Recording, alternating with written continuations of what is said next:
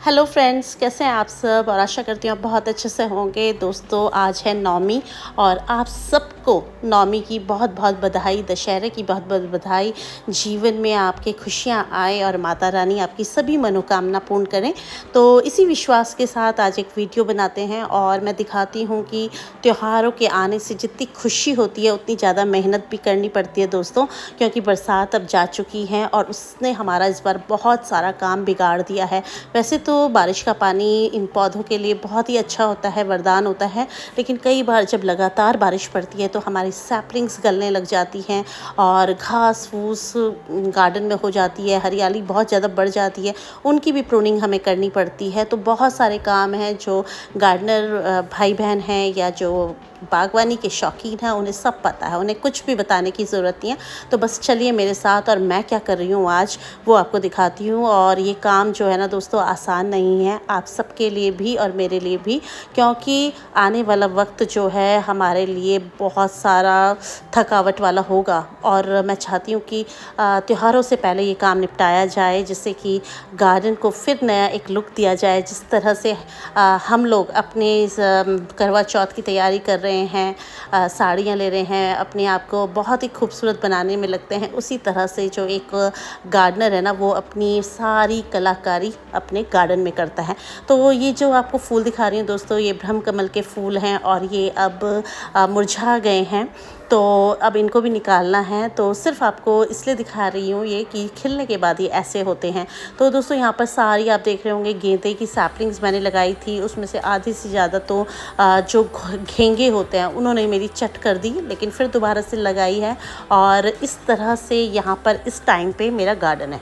तो दोस्तों, ये तो है पहली झलकी, और मैं और क्या क्या कर रही हूँ वो भी आपको दिखाऊँगी। और इस बार मैं थोड़ा सा प्लानिंग अलग कर रही हूँ, तो जितने गमले हैं उनको सबको पेंट कर दिया है। और दोस्तों, ये काम अकेले नहीं हो पाता, हमें किसी ना किसी की हेल्प लेनी ही पड़ती है, चाहे आप कोई लेबर रखें या फिर आपका माली हो या फिर कोई भी घर के आपके सदस्य भी हो सकते हैं। तो इस तरह से देखिए, गार्डन इतना गंदा हो रखा है और जितने गमले थे उनकी मिट्टी के ढेले, कितनी सख्त मिट्टी हो गई है बारिश के पड़ने से। तो अब इनको दोबारा से सोलराइज़ करूँगी मैं, थोड़ा सा धूप दिखाऊँगी, फिर इनको फोड़ कर और इनमें खाद पानी डालकर हम दोबारा तैयारी करेंगे नए विंटर फ्लावर्स की। तो दोस्तों, आज काम सारा यही हो रहा है। सिर्फ आपको थोड़ा सा झलकियाँ इसलिए दिखा रही हूँ कि कई मेरे भाई बहन हैं वो सोचते हैं कि हमेशा हमारे गार्डन जो है हरे भरे रहते हैं। ऐसा नहीं होता। देखिए कितनी छोटी छोटी गेंदे की पीछे पौध है और ऊपर से आप देख रहे होंगे सारी प्रूनिंग हो चुकी है। इधर की साइड जो बड़े बड़े पेड़ से हो रहे थे और पूरी ग्रिल भरी हुई थी वो सब काट दी है।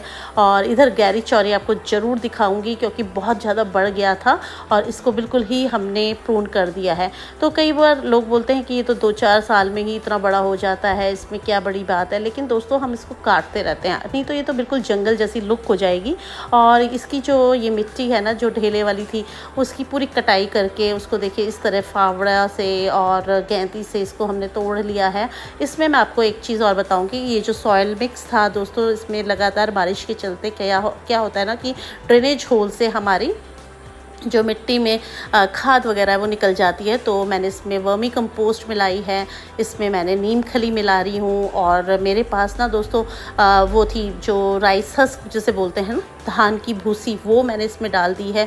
तो जो जो सामान मेरा रखा हुआ था, यानी नीम खली होगी, DAP के दाने हो गए, है ना, फंगीसाइड पाउडर हो गया, ये जो भूसी आपको बता रही हूँ मैं, राइस हस्क जिसे बोलते हैं, वो सब मैंने इसमें मिलवा दिया है। और साथ में इसमें मैंने मिलवाई है इस बार जो मेरे घर की कंपोस्ट थी, होम कंपोस्ट जो हम बनाते हैं, घर में बनाते हैं ना, वो मैंने इसमें डाली है दोस्तों। तो 2 बोरी मेरी निकली थी, वो भी मैंने इसमें मिक्स करा दिया। और इस तरह से मैं एक बहुत ही अच्छा वेल ड्रेनिंग सॉइल मिक्स बना रही हूँ। रेत मैंने नहीं डाली क्योंकि रेत मेरे पास थी भी नहीं और मिट्टी में पहले से ही मिली हुई थी। तो बस इसकी अच्छे से मतलब मिट्टी को मिलाएंगे और फिर इन गमलों में हम तैयार करेंगे।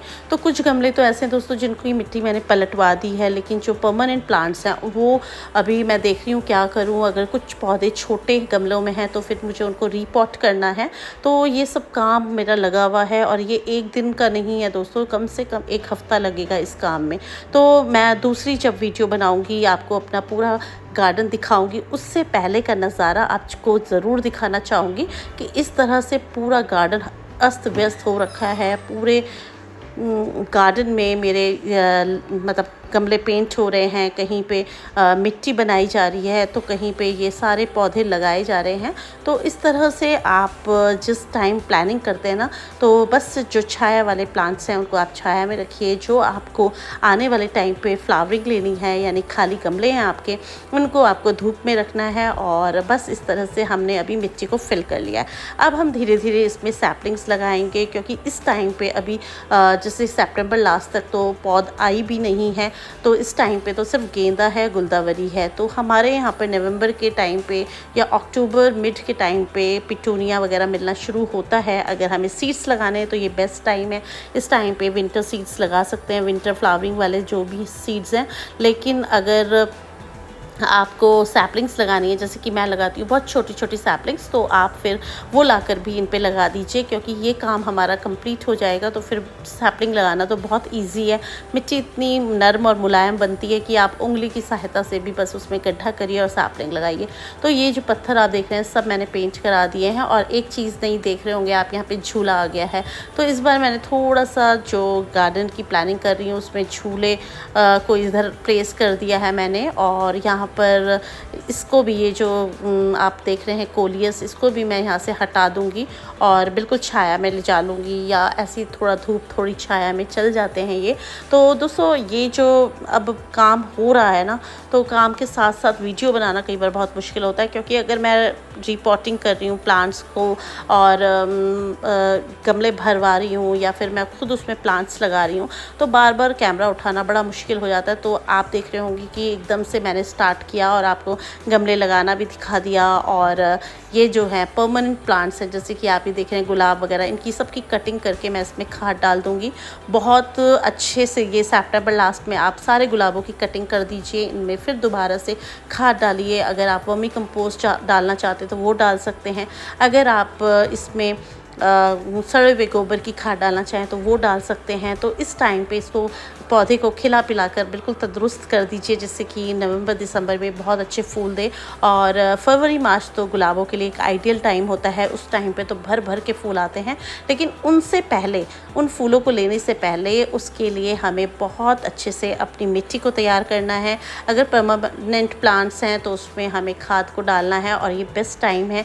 अब गर्मी भी थोड़ा कम हो गई है और खाद देने का टाइम जो है बहुत अच्छा है। तो दोस्तों इस तरह से ये देखिए मेरी तैयारी है। आपकी क्या तैयारी है? और अब आने वाले जैसे कि है 10-15 दिन बाद ही सारे त्यौहार शुरू हो जाएंगे, लेकिन कोई घबराने की बात नहीं है।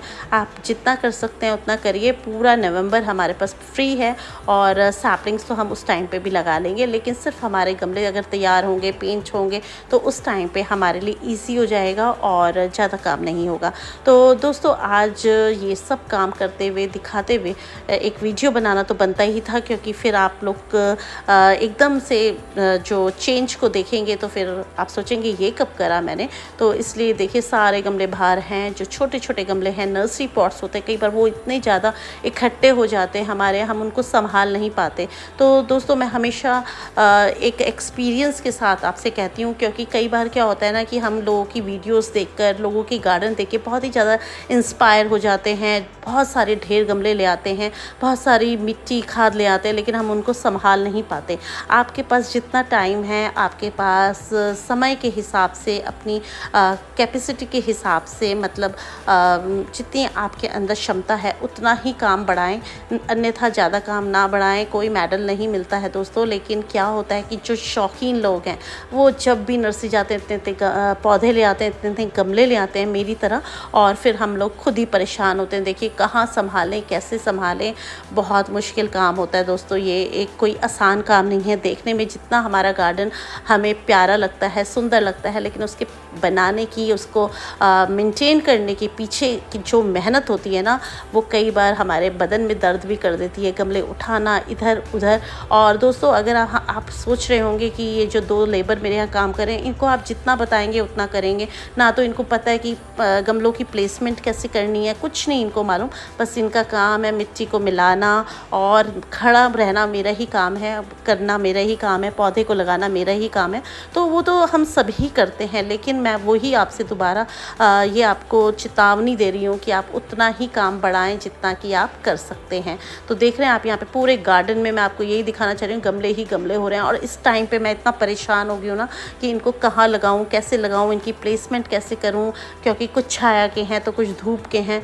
तो दोस्तों ये काम तो बड़ा टफ होता है, लेकिन सुकून तब मिलता है जब हमारा गार्डन पूरा सेट हो जाता है और उसमें फूल बहुत प्यारे होते हैं। जिस तरफ आप जाएंगे फूल ही फूल होते हैं, नज़ारा एक बहुत ही खूबसूरत हो जाता है। और जो आने वाले हैं वो तो आपकी तारीफ़ करते ही हैं, लेकिन उस तारीफ़ के पीछे की जो मेहनत होती है ना वो हमें ही पता होती है। दोस्तों आज का वीडियो आपको कैसा लगा प्लीज़ कमेंट्स में ज़रूर बताइएगा। तैयारियां कैसी चल रही हैं, गार्डन में क्या काम कर रहे हैं, सब कुछ आप मुझे भी बताया करें, जिससे कि हम लोग भी आप लोगों से सीख सकें।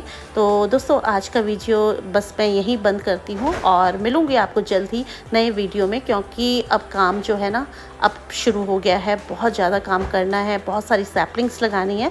और फिर मिलते हैं आपसे किसी नए वीडियो में किसी नए टॉपिक के साथ। तब तक के लिए हैप्पी गार्डनिंग, गुड बाय दोस्तों।